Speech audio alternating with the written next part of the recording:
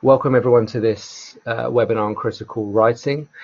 My name's Elliot. I'm the University Specialist Writing Tutor. We're joined by my colleague John, who's going to be running everything behind the scenes and making sure everything runs smoothly. This specifically is what we're going to do today. We've got quite a lot to get through in the next hour, so I'm conscious of that. So we're just going to crack on. Sort of the overarching aim of this being a session on critical writing, I'm mindful that it's not a session on critical thinking as such, but more critical writing. So today's more about understanding the sort of compositional techniques for achieving critical writing, which isn't to say we're not going to look at critical analysis more generally. I'm mindful that we, as I've said here, establish a clear and relatable definition. So we will start with that foundation.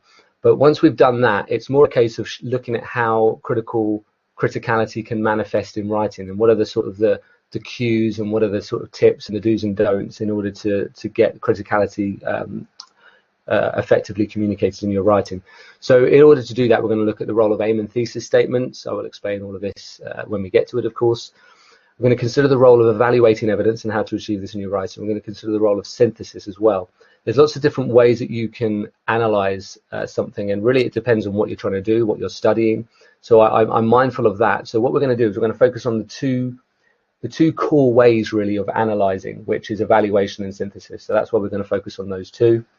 And we're going to think about the structural principles that signpost and facilitate analysis. So that's what we're going to do. If you did, following this session, want a bit more detail on critical thinking as sort of a cognitive process and getting your head around that concept, as I said, we'll touch on it briefly now. But there is a recorded session on critical thinking, which is on the library's online training and workshops page, which is the same page you used to book this. But I'm sure at some point John or I can upload that link into the chat, on the link of the page, so that you can follow that up if you want to. But that's specifically what we're going to do today's session, is the critical writing. Okay, so as I said, we do need to start from a foundational basis, in the sense that we need to understand what critical analysis actually means and what it entails. And it's very, very difficult to teach critical analysis, really, because, as I said a minute ago, it depends on what you're doing, it depends on why you're doing it, it depends on what's expected in your discipline, it can depend on the assignment title or the research project title, it depends on lots of different factors. So what I've tried to distill here is really, what are the commonalities? What, if you were trying to achieve critical analysis, should you, to some extent, always be doing, regardless of what it is you're trying to do, regardless of what the discipline is? And these are sort of the commonalities that I'm going to go through with you now. And we're going to see how a lot of this manifests in writing later on in the session. So it's a focused and detailed response to the assignment set, or that's to say, basically, it's a focused and detailed response to what it is you're trying to achieve. Now, that sounds, pretty obvious. But to be honest, it's one of the easiest ways to fail something is not to actually do what you've been asked to do. So it's very, very important that the way you analyze and the way you tailor the analysis is very specifically tailored to what it is that you're actually trying to do. And I put there answering a question or responding to a problem. I'll come back to this in a minute, but with regards to answering a question, sometimes you'll set an assignment and it's not phrased as a question, but actually rephrasing it for yourself as a question can be a really useful way of getting you to a place where it becomes easier to analyze. It serves as a sort of a trigger to analysis. Depth of discussion is better than scope. I'm going to keep reiterating this in some way, explicitly or implicitly, throughout the next hour or so, because really they're never interested in scope markers. They want depth. They really want you to focus on specific elements that relates to, as I've just said, the title, but focus on them in depth. So, imagine you've got a 2,000 word assignment, and imagine you were showing me a plan and I could see 4, 5, 6, 7 different subsections. I would immediately say stop, take a few steps back. You need to narrow your focus and really focus on what you choose to focus on in depth. That's far more important than scope. It provides some balance to its discussion, which is to say that, positives or negatives, you could look at it like that, but it might not be as black and white as positive or negatives. But it approaches something from a number of perspectives. I think that's a better way of looking at it, from a number of perspectives, and those number of perspectives are usually drawing on evidence. So whatever that evidence might be will depend, of course, on what it is you're trying to do. It might be secondary research or field work, but sometimes there's an assumption that analysis has to be entirely independent and isn't built on the work of other people, but more often than not, analysis is built on the work of other people. Even if you are making independent judgments yourself, they should be to some extent built on the work of other people. So we'll look at that, particularly when we look at synthesis. It picks something apart and considers the most important and relevant components in detail. This comes back to this about depth rather than scope. Don't focus on the entirety of the assignment title. We're going to look at some assignment titles today, and you could approach those assignment titles from various different ways, different perspectives. They give you somewhat open-ended assignment titles and questions because they expect you to make decisions about what you want to focus on and what you don't want to focus on. So it's important that, again, comes back to depth, pick something apart and considers the most important components in detail. So it also considers the wider but relevant context. I'm not going to say much about that now because we'll see that what that means in some examples we look at. And it's important just as a general sort of principle and philosophy to think of it like this. It shows evolution of thought. So it moves beyond the surface. I always think of analysis as like an iceberg. What you can see above the water surface is description. Everything beneath that is analysis, in the sense that you have to interrogate and look beyond what's immediately obvious and clear. So bear that philosophy and principle in mind as we go forward, and you'll see how that sort of comes back in time and time again. Okay, so what we're going to do is we're going to look at some examples later on. We're going to, as I said, look at evaluating evidence. We're going to look at synthesis. But I stressed a few minutes ago that we're focusing in particular on the sort of techniques, the writing techniques that allow you to achieve analysis, and how analysis should manifest in your writing. So we've sort of got an overview of it in the previous slide in terms of some of the defining principles and characteristics, and we need to see how those defining principles and characteristics manifest on the page.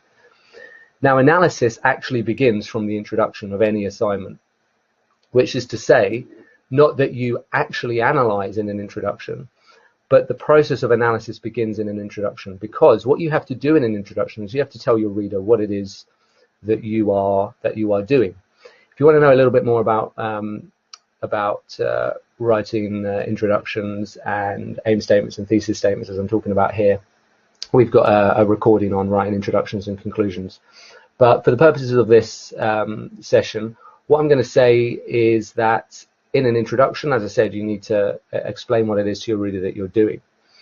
And that can involve both these statements or just one. So an aim statement and a thesis statement. Now the two are slightly different, but they can overlap, they can interrelate. So an aim statement is the overarching but specific aim of the assignment. This tends to be a rewording of a title or a rewording of your project title. So if you're set an assignment title, it tends to be some sort of rewording of that. Notice I put overarching but specific, because it has to be specific, clear and achievable, which is to say it has to be something that you can actually do. So sometimes you see something that looks like an aim which says you're going to focus on this, but it actually has to be something that you're going to do, something you have to achieve. So we'll look at this example here on the right, which says that this paper considers the ways in which social media, namely Facebook, Twitter and YouTube, provoke civil unrest and galvanizes support for social causes, particularly focusing on the Black Lives Matter movement.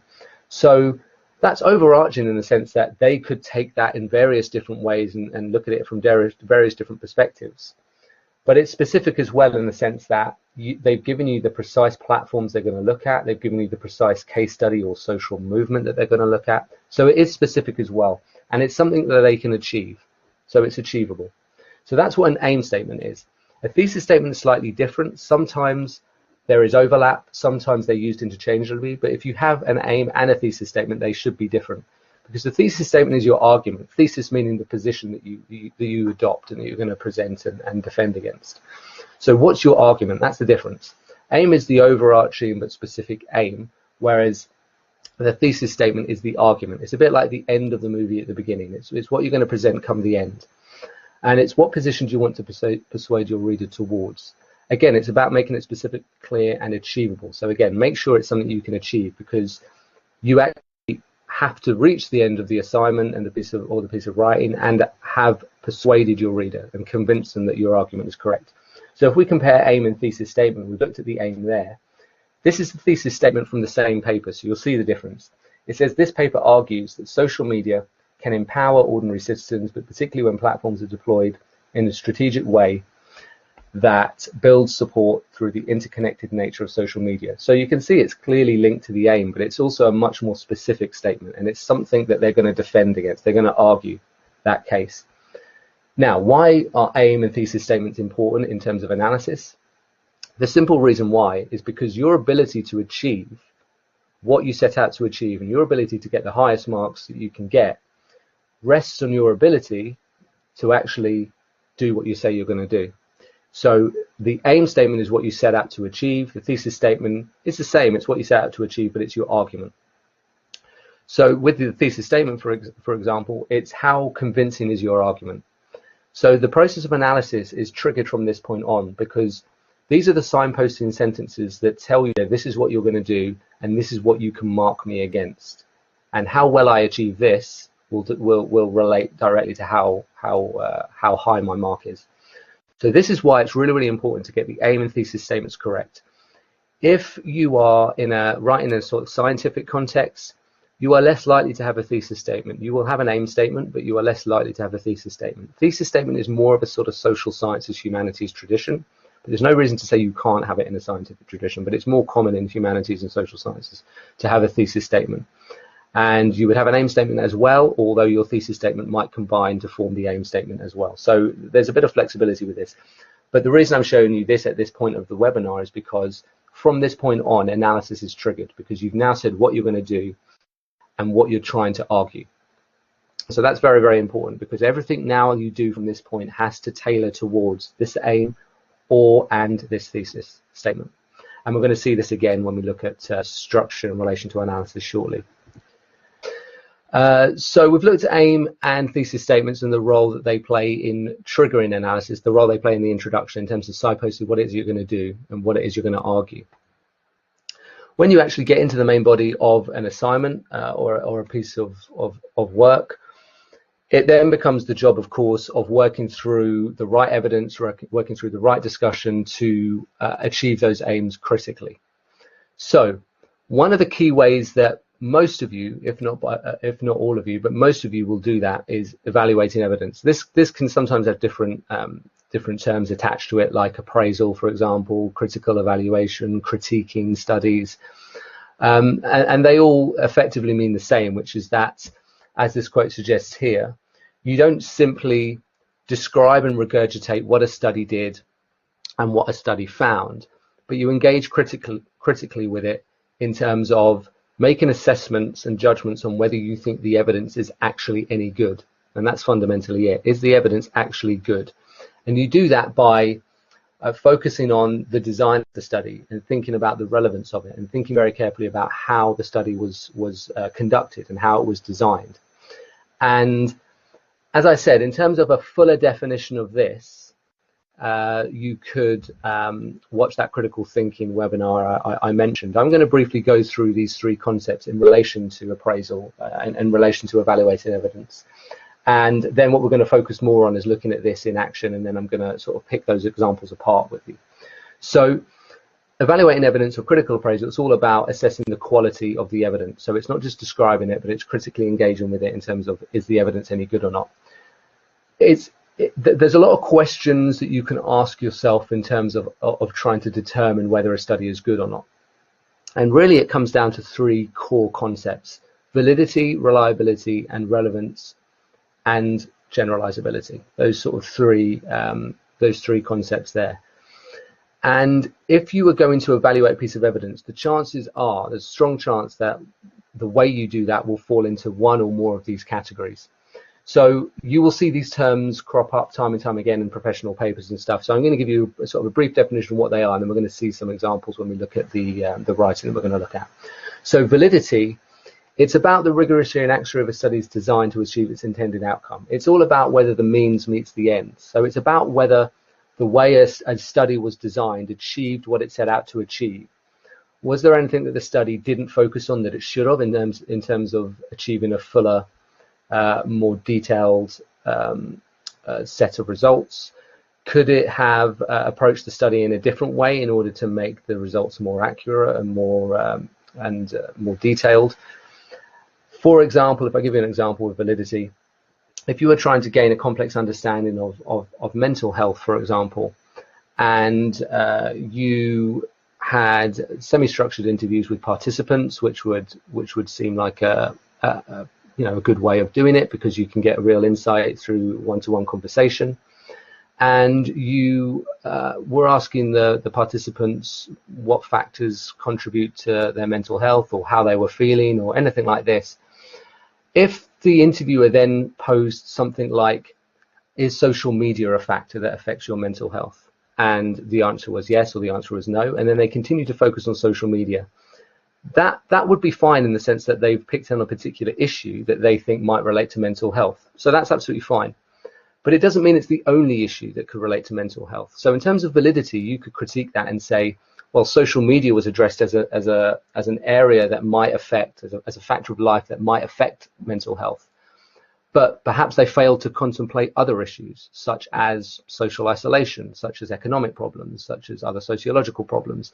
So in that case, with that example, it would be whether they've really gained a full understanding of the topic that they're interested in. So you've got to think very carefully about studies in terms of the way they were designed, and whether they really achieved what they set out to achieve, whether there's any oversights, whether there's anything they didn't consider that they should have. Reliability is somewhat similar, and there's overlaps with validity, but it's more to do with consistency. It's more to do with whether the study was designed and undertaken in a way that was consistent and that was fair in what it was trying to do. Relevance and generalizability is another concept that is, along with validity, probably the more those two concepts are probably more common in terms of evaluating evidence. And relevance and generalizability is much more to do with context. So it's much more to do with whether what somebody did in one design context of a study could be transferable to what you're interested in, or into another context that you want to look at. So it's much more about context, population, or source of a study. You know, you get this in health sciences, for example, or in medicine, you think about populations of patients. And there's a lot of this going on at the moment with the COVID vaccine trials. And if you watch the news, there's a lot of stuff going on at the moment about evaluating and critiquing those studies. For example, relevance and generalizability in terms of the population used for these trials. They always talk about the sort of diversity of the participants and whether enough older people have been represented, because older people sometimes will, won't necessarily react to vaccines in the same way that younger people might. So it's thinking about these types of issues. So rather than fixating so much on a definition of that, those are some of the sort of the overview of what evaluating evidence means. Let's have a look at a couple of examples. So what I'm going to get you to do is to read sample A and sample B. Now, if you're watching this live as opposed to watching the recording, I sent an email to you earlier, which hopefully everybody has got, which contains a Word document and a PDF document. Both have the same content, they're just different format. And what I want you to do is download that, or got it downloaded already, to read sample A and sample B. And one is descriptive and one is an example of critical writing. And I'm going to ask you just to look at those fairly quickly. You don't have to scrutinize them too much at the moment, because we're going to look at them together as a group. I want you to think about which example is critical. Which of the two do you think is critical? So you should have the PDF and Word document. You can just download one of those from your email.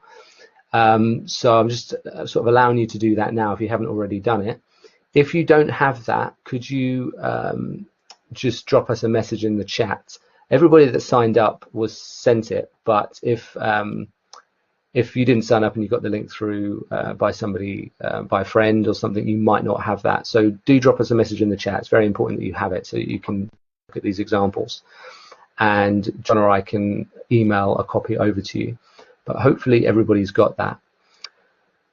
So drop us a message in the chat if you haven't, but I'm otherwise going to let you crack on with that. It's 25 minutes past, so let's say half past. So I'll give you 5 minutes just to briefly look at those. They're short examples. So sample A and B, and then I'm going to ask you which example you think is critical, and then we're going to come back together as a group and look through those two examples. So I'll give you a little bit of silence to do that. And it's 26 minutes past now, so I think we'll stick to half past. Just have a quick look at both of those.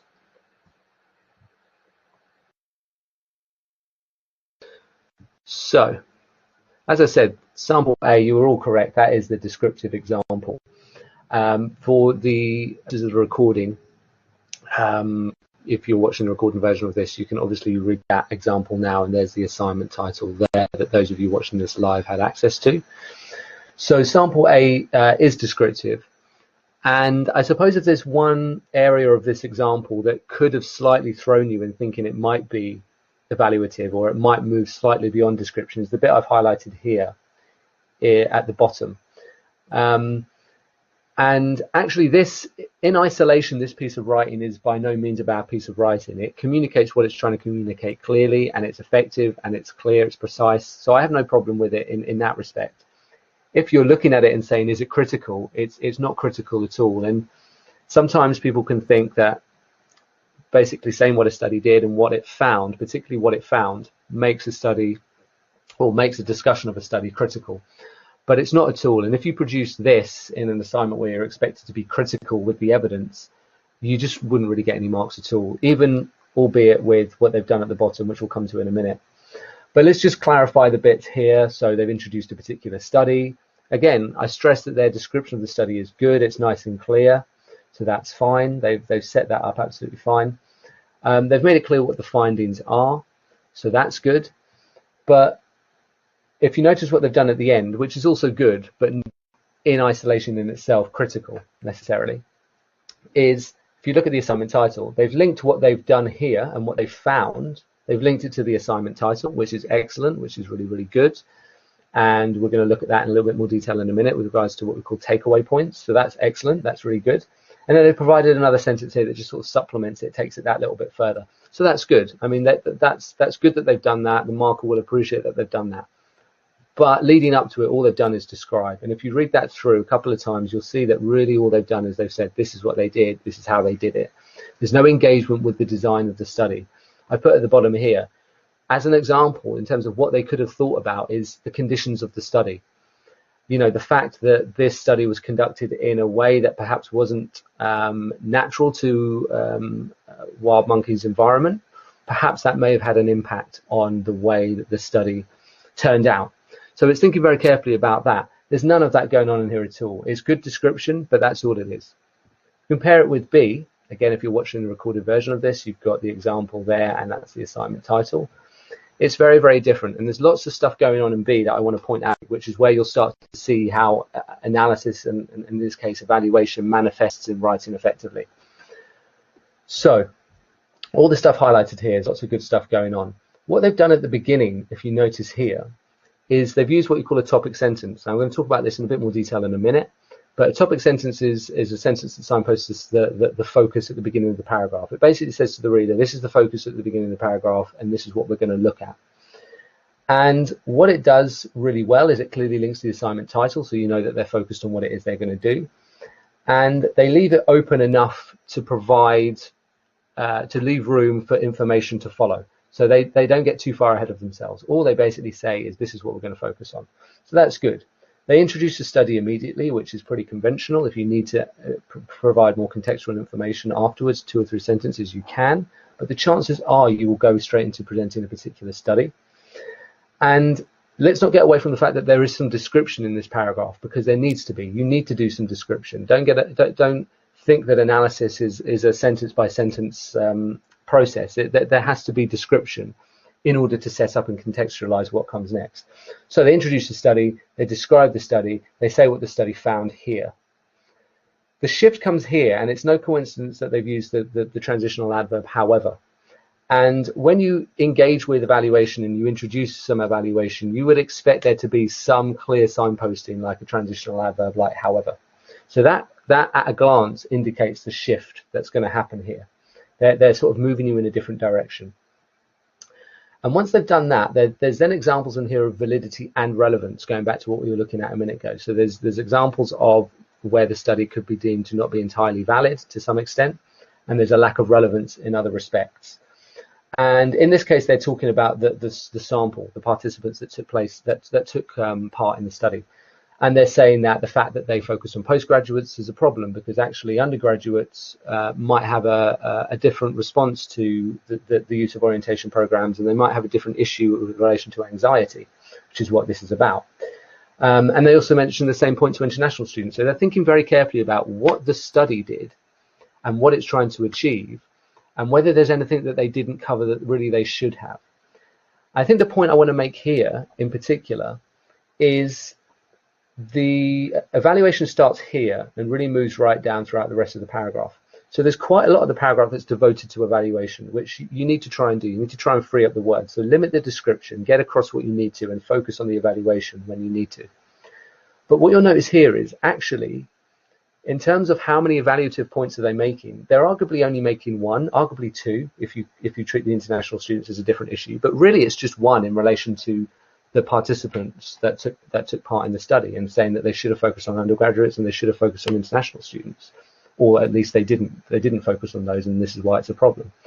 So all of that is really devoted to one particular issue. And what you find with evaluation is you see that there's almost a panic that sets in sometimes, and people start throwing in random evaluative sentences like the sample size was too small, they didn't consider this population, or something like that. And you get 3 or 4 of those sentences in quick succession or in close proximity to each other in a paragraph.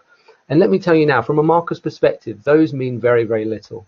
And the reason they mean very, very little is because in those examples I've just given, they haven't elaborated and taken that analysis further.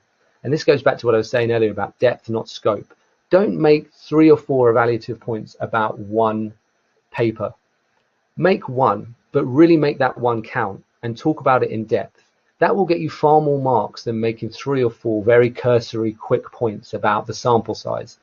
The question to ask yourself when you're doing this is, so what? Why does it matter? And if you ask yourself that time and time again, you will get to a place where you can start to say to the reader, well, it matters because, and it matters because this affects the study in this way, and this is how it impairs our understanding. So what? Why does it impair our understanding? If it's a positive point, which it can be, it doesn't have to be negative, then how does it enhance our understanding would be the question to ask. But you need to take it that bit further. This does it really, really well. And notice what it does. It uses sources to help develop the point. When you evaluate evidence, I always say there's 2 types of sources. There's the source or the sources that you yourself are evaluating and critiquing. And then there's sources that you use to help you evaluate and critique sources. And that's what they're doing here. They're using this evidence to help make the points they're making about this bit of evidence here. So they've done that really effectively. So this is where the evaluation starts, but all of this here develops it further and says to the reader, well, this is why it matters. This is why this point is a problem. And then notice what they do at the end here. So I was talking about topic sentence. This is the opening of the paragraph. This is what it's about. Notice what they do at the end, and this is what we're going to look at in a minute in a bit more detail. It culminates in what I call a clear takeaway point. So when you talk about structure in writing, and I've got a session on structure later this week where I'll talk about this in more detail, you start from one position, which is the topic sentence, and at the end of the paragraph, or it might not be the end of the paragraph, it might be 2 or 3 paragraphs later, but at the correct point in the paragraph or in the paper, you form what I call a takeaway point. It's a bit like a summary statement, if you like. What it does is it consolidates the knowledge, and it shows your reader how you've advanced from the first position, from the topic position at the start of the paragraph. Earlier I said that it shows analysis is about development of thought. It's about, if you think about the iceberg, it's not the surface, it's what's beneath the surface. This is what's happening here. This is the surface. And then literally the deeper you go into the paragraph, the more you are looking beyond that surface. And it culminates in this point here. Had they not culminated in what this is here, this clear takeaway point, this sentence here, this paragraph, it would have been decent, but it wouldn't have really hammered home the point. It wouldn't have shown that development of thought. And you look at this as a marker, it's very easy to give marks here, because you look at it and you go, nice clear topic sentence, good use of evidence, description is clear, good critical point, you're developing it further, tick, tick, tick. Then good sort of culmination at the end here, clear takeaway point. So what this does is it tells the reader, we started in this position, we've looked at this evidence, I've explained what happened, I've critiqued it on this particular issue, and you know what, at the end I'm going to tell you what it means and why it matters. And notice how it links to what they're trying to do here, assignment title. So you see in this example of how analysis and structure are sort of interdependent, really. You need to communicate analysis through clear structure. So that's what's going on in this example. It's not just that they look at the evidence and critique it, it's that it's framed in a very clear structure. So I've been talking about topic sentences and takeaway points, so I want to emphasize that a little bit more. And I've touched on it a bit, but I just want to emphasize it. We'll look at another example. So the topic sentence, just to re-emphasize, is the first sentence of a paragraph, and its job is to tell the reader what the paragraph is about effectively.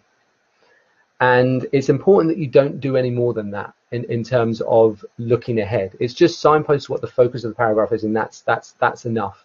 You don't need to, if we go back to this example here, you don't need to tell me what you're going to say at the end. You just need to tell me what it is we're going to focus on in this particular paragraph, and the rest of the discussion here can help me develop, can help the ideas develop to this combination here, this takeaway point here. So you don't need to really do anything other than say to the reader in as many words, this is what this paragraph is about. I put here as well, think about how the focus of the paragraph connects to the previous paragraphs and the wider focus. So topic sentence is a great position of the overall text, but also the paragraphs more specifically, in terms of facilitating flow. Like, it's a really good way in topic sentences to help develop the flow. So think very carefully about how the topic sentence can connect the ideas that you've already presented for your reader. So in terms of, I always say topic sentences should most of the time have two positions, not always, but two positions. First position is linkage back. Second position is signpost forwards. So linkage back meaning, what have we just talked about? Signpost forwards, what are we now going to talk about? Think about that, and that's how topic sentences can help to facilitate some flow. Takeaway points, as we've just looked at, is the closing statement of a paragraph. I put there single or succession. It might be at the end of a single paragraph, or it might be the end of 2, 3, 4 paragraphs. It's wherever you feel like you can bring the points or the points together that you're trying to make in that section of the paper. And it consolidates the discussion, and I put where necessary, but most of the time it will explicitly respond to the assignment title. So the reason this is important is because sometimes people do this really well. Sometimes they develop the discussion really well, but then they don't do this. And I've actually got a couple of examples of the same assignment title, two different students' interpretation of the same assignment title, and both are very good, but one's a 72 and one's a 68. And I've got examples throughout that actually proves that the only real difference is that 72 was doing this and the 68 wasn't. And there were comments in that paper, in the 68, that said at the ends of paragraphs stuff like, what do you mean by this? Like, why is it important? Link it to the assignment title. So if we go back here, without this bit at the end, this would be good. With this bit at the end, it's really, really good. They've elevated the quality to that next level because they're telling the reader here explicitly how it responds to this and what it all means. And that's the culmination of evaluation. You don't need to keep telling your reader in between all of these different sentences, oh, this means this shows this. You can just keep the discussion moving, keep the flow moving, bring it together, and it can culminate in a takeaway point here. So it's important that you do this. This signposts, the topic sentence signposts what's to come. The takeaway point signposts what's important. And that's why I call it takeaway point, because it's what do you want your reader to take away with you. Okay, let's have a look at a quick example just to sort of reinforce that. So I've got an assignment title here again, which is a pretty sort of standard assignment title in the sense that it's sort of open-ended and broad to a certain degree, and it allows you to do what you want with it. What I've done here is a really useful technique for you to think of, and this is just as effective if you're doing a 75,000 word thesis as it is if you're doing a 2,000 word essay. So I've taken the first sentence of this paragraph and the last sentence of the same paragraph. This is from sample D. We're not going to read it in this session now, but if you're watching this live, you've got sample D in the pack of examples I've given you. So take a look at it at some point. And what I've done is I've, as I said, taken the first sentence of paragraph 1 and the last sentence of paragraph 1. And what this allows you to do is it distills your focus and crystallizes your focus on the topic sentence and the takeaway point. The signposting parts of the paragraph where you tell the reader what you're going to do and where you tell them what it is that matters and what you found and how it links to the assignment title or what it is you're trying to achieve. And what you can see here is, look, This starts in a pretty clear place in the sense that it centers on the role of impact. It clearly links to the title, which is good, but they've given me a clear focus, impact. So that's good. Now, 200, 250 words, however many words are in the paragraph, I don't know, it's in sample D, but I've omitted all of that, taken that out. And let's jump straight to the last sentence of the paragraph. And what you'll notice is, firstly, you can see how the discussion has developed and moved forward. But it hasn't lost focus on impact. It's still about impact, but it shows you that it's moved the discussion forward. And you won't understand the full context of these two sentences without reading what comes in between it. And that's where a lot of the marks sit. But without doing this, you miss that opportunity of the paragraph where you can tell the reader what it means. And the other thing it's doing as well, it says here, and that welcomes a range of perspectives. When you read the sample D that I provided for you, if you're watching this live, you will see that that acts as a transition into the new paragraph. So these two sentences, they're doing a lot of work, but they're doing it implicitly.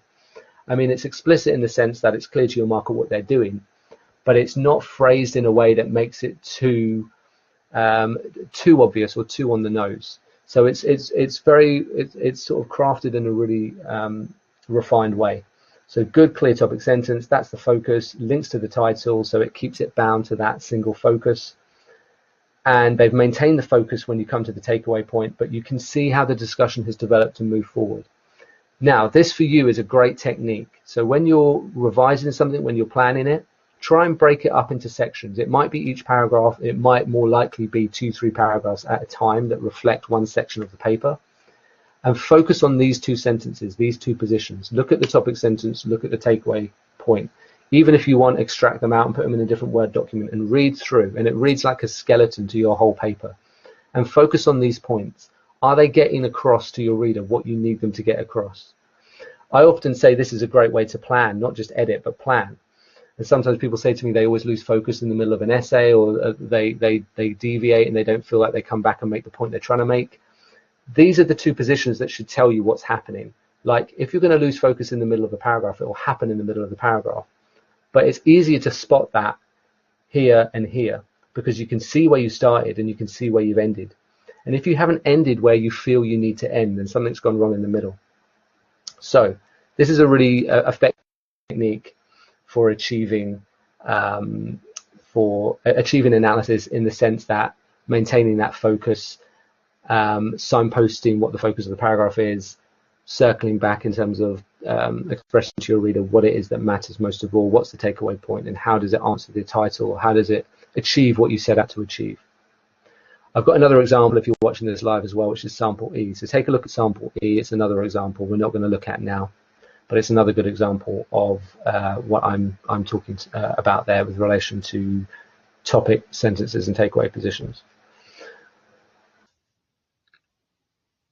So we've looked at evaluating evidence, or critiquing evidence, or appraising evidence, the various terms that you can use. But effectively looking at a piece of evidence and thinking very carefully about whether that evidence is good evidence, whether it's trustworthy, whether it's valid, whether it's reliable. And we've looked at the writing techniques that allow you to get that information on the page effectively. As I said earlier, we're now going to look at a different type of critical writing, a different style, which is much more in the tradition of the humanities style of writing, or to some degree social sciences style of writing, as opposed to the scientific style of writing. And that style is that critical style is synthesis. Now, synthesis effectively, you may have heard this term before, but effectively means that you're bringing different pieces of information from different places together to formulate a new perspective on something. So when you're reading a published piece of work, for example, and it says something like, this study said this, however, this study disagrees, that in essence effectively is synthesis. It's that ability to bring bits of information from different places, bring them together, show the connections, and form that sort of narrative, that fluent narrative that guides you through the research. That's effectively what it is.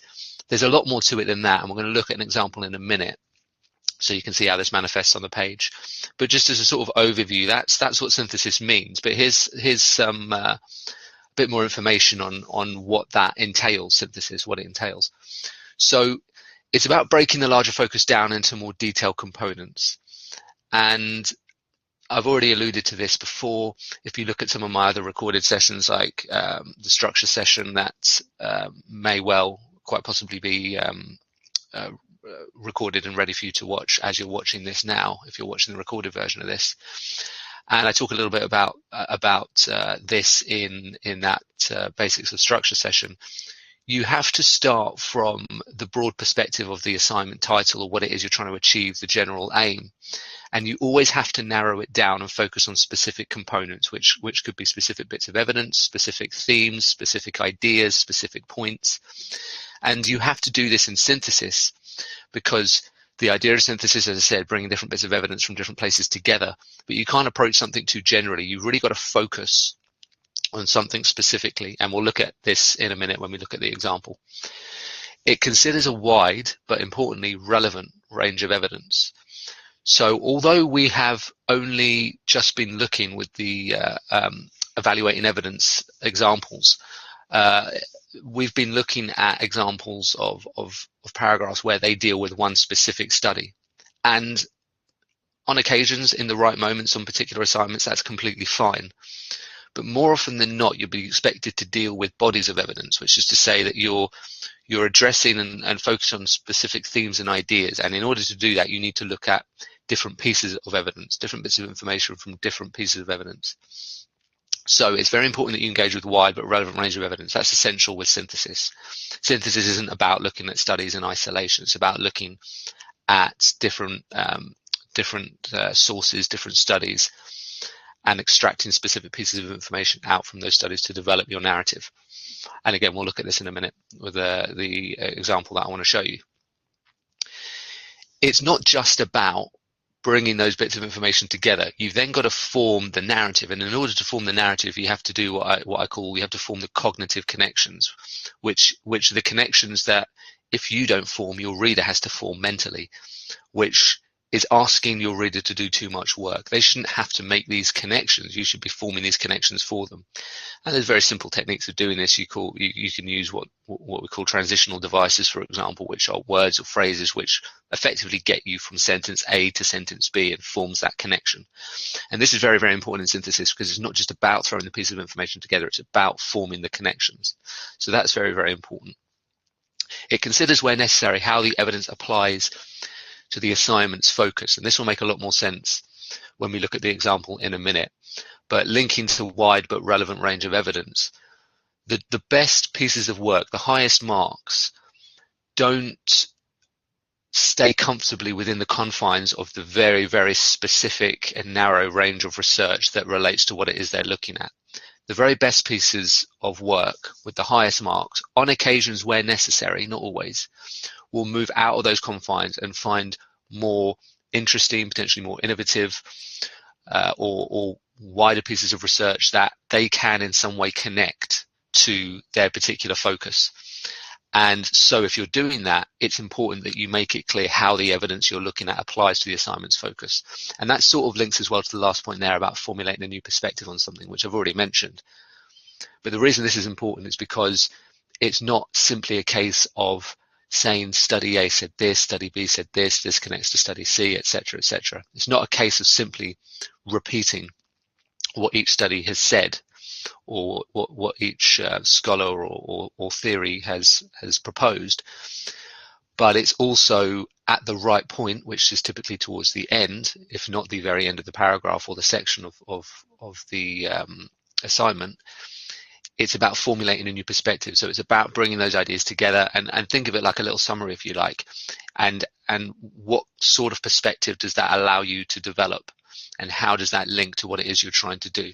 So we'll look at this in more detail, and this will make a lot more sense. So we're going to have a look at sample C. So again, sample C is in that pack of examples that you have received. Obviously, watching the recorded version of this, we're going to look at sample C on the next slide. So you can move to the next slide and then pause the video and you'll be able to see that.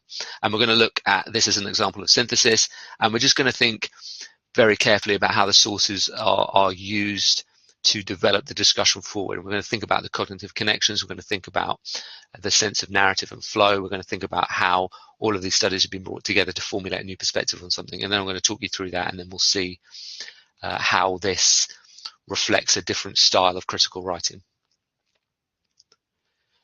So this is sample C for the purposes of the recording. So you can take a look at that on the right there and pause the video to have a look at that. You'll see there's also the assignment title in the top left there, and the thesis statement, which is the argument that this writer was putting forward. So this student, in their introduction, proposed this thesis statement. This was the argument that they were trying to pursue throughout the paper. And then sample C, as you can see on the right, is just a paragraph I've lifted from the essay, and it was a very, very good essay. It got a very, very high mark, and this paragraph is reflective of that mark. It's a very, very good piece of writing for various reasons, as I'm going to talk you through now. So if you haven't already on the recording, make sure you pause this and have a read, and then I'm going to talk you through this. Sorry, there's a lot of text on the screen there. I just wanted to get the assignment title and the thesis statement in there. But this is a really good example of synthesis. This is from a film essay, so it's in the style and tradition of a humanities piece of writing. And as I said, that's reflective of the fact that synthesis is a style, there's a sort of a narrative style that is characteristic of the humanities style of writing, as opposed to, by contrast, the scientific style, which is not to say by any means if you write in a scientific tradition that you don't do synthesis, but you'll notice the difference of this style of critical writing compared to what we looked at with sample A and B, or the one that was critical in particular. So let's work through this. I've got some highlighted parts there that I want to talk you through. So notice at the beginning there, I've already talked a little bit about topic sentences, just how important they are structurally. I'm going to talk about that more in the basics of structure. So take a look at that recording.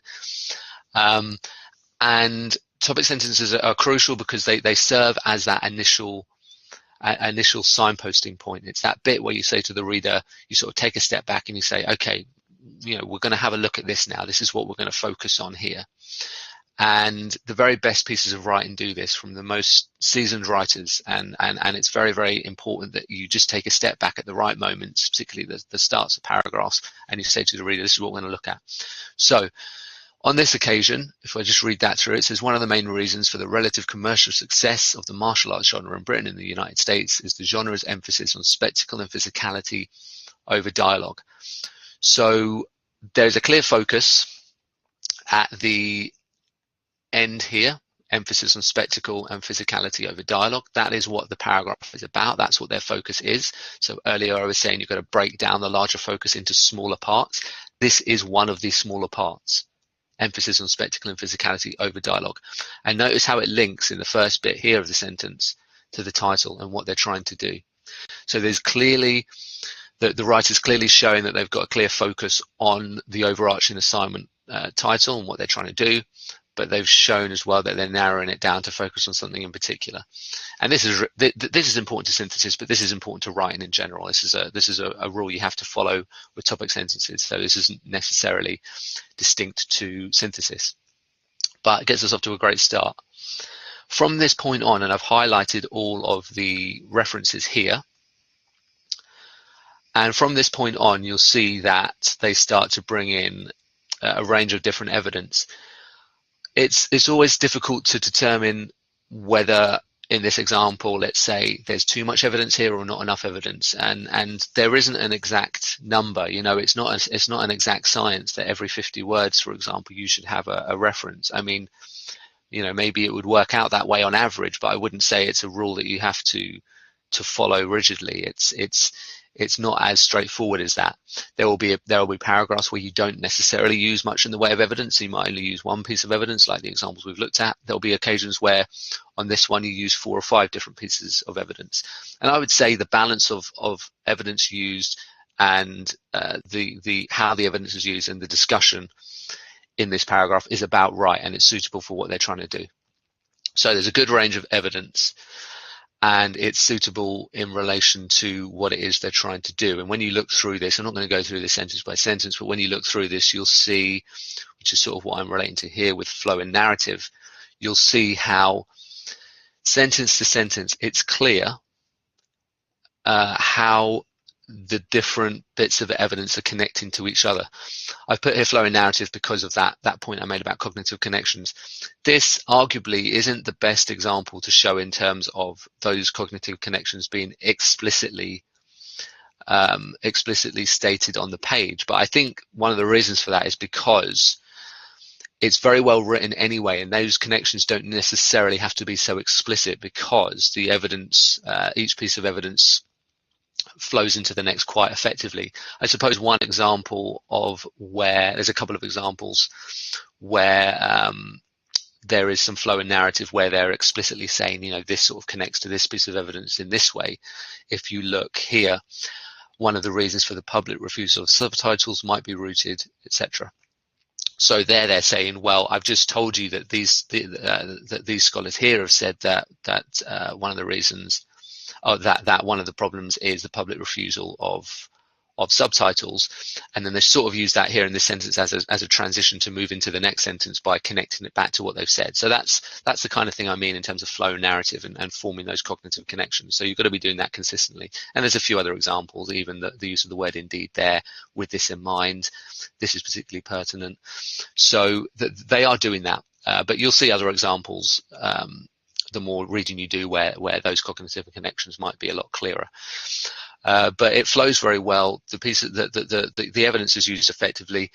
I've put here engages with wider literature, and I mentioned this a few minutes ago. The example I want to point out to you is this one here, Modris Eckstein's 1995.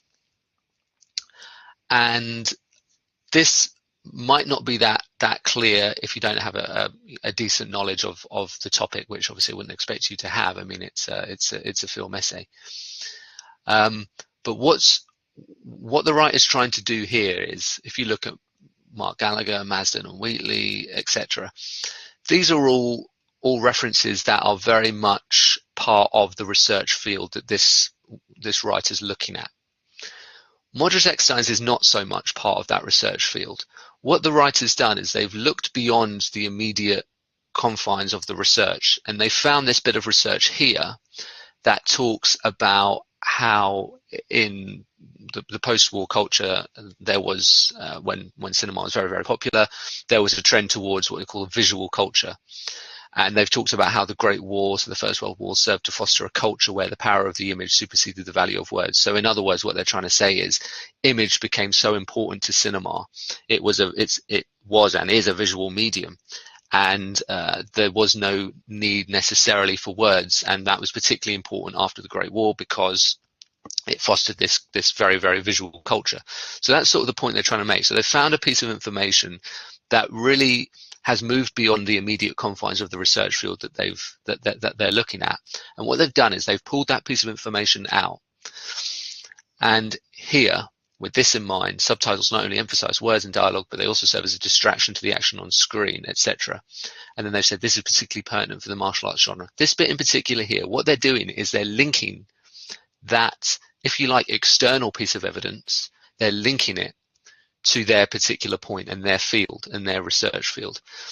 And this is one of the things you can do to get the top marks. It has to be done sort of effectively, and it has to be the right kind of evidence that you're using, and you have to make the point lucidly, and it has to be relevant. But if you can do this, then it's very, very effective. So they're not simply just relying on sources that very much are related directly to their research field, like these ones, all of these ones here. This one is they're moving beyond the immediate confines of the research field, and they're saying, okay, I found this piece of information. They've mentioned something about this post-war trend towards visual culture. I think I can link that to the point that I'm trying to make, which is that the martial arts film genre has been more commercially successful than other foreign language genres in English speaking countries, particularly US and Britain, because it's much more of a visual style, a visual genre, as opposed to other national cinemas, for example. So what they've done is they've dipped in, they've found this piece of information, they've brought it out, and they've linked it to what they're trying to do. And that's a very effective way of gaining higher marks. So that's what I'm talking about there, engages with the wider literature. I think first and foremost, you have to deal with the sources that are most directly relevant, like these ones. But if you can widen your reading a little bit. Markers love that, especially when you can pull it out and talk to the reader about how that is particularly relevant and relates to the particular issue that you're addressing in this case, the issue of physicality and spectacle over dialogue. So that's one point I particularly wanted to stress. Direct application of evidence to specific focus, that's sort of linking to what I was just talking about there. So they've said this is particularly pertinent for the martial arts genre because, as was already mentioned, martial arts film prioritizes action and visual spectacle over dialogue. So they're really reinforcing the point that this person makes here about the power of the image in the post-Great War cinema culture has really carried over and created this dislike, public dislike for subtitles, hence why the martial arts genre has done particularly well. That's their argument. The martial arts genre has done particularly well because it is much more of a physical, visual, spectacle-driven genre as opposed to other national cinemas which perhaps are more reliant on subtitles. So I know that's a very specific point in relation to content, but I wanted to sort of reinforce that so you could see how this piece of evidence is working. Otherwise that would potentially pass you by because you wouldn't necessarily know what the context and content of this particular paper is. But that's really important. So engage with wider literature, direct application of evidence to specific focus, that's what's going on here. And then if you look at the end, so we've got a clear starting point that we've already talked about, works through a range of evidence, introduces what they say. You notice the difference here compared with the previous example that we looked at that was evaluating the evidence. They're not evaluating the evidence here in the sense of saying, well, they did this, they found this, but I disagree because they didn't do this effectively or whatever. That's not how the criticality is developing here. The criticality is developing through the sources as building blocks. And the criticality is developing in terms of, well, they said this links to what this person says, which is supported by this person. This person said this, maybe this is what's going on in relation to the issue I'm addressing, etc. So this is how they're building the criticalities. They're building it through application of the evidence as opposed to evaluating the quality of it. And you might look at that and think, well, that's not critical. They're really just repeating what other people have said. But it's not. It's a lot more than that because there's a clear starting point here. I mean, firstly, the ability to do this and narrow down to something in particular is important, and that's a skill in itself. Then they found relevant pieces of evidence, particularly as we've talked about Eckstein's, which they've found by moving beyond the confines of the immediate research field. So they've found relevant pieces of information. They've extracted out what's important.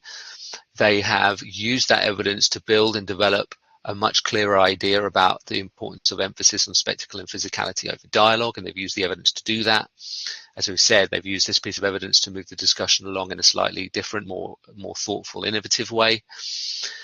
And now what's happened down here, we've got a clear takeaway point. And again, I've already talked about topic sentences and takeaway points and how important they are.